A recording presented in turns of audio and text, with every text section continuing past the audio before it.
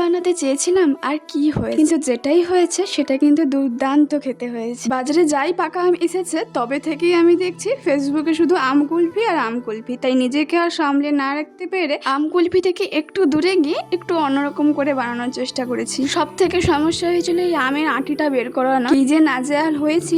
এটা কোনো recipe video নয়, কিভাবে আমের কুলফি থেকে একটু দূরে গিয়ে আমের ঘন্ট হয়েছিল তাই আজকে একটু শেয়ার করলাম আপনাদের সাথে।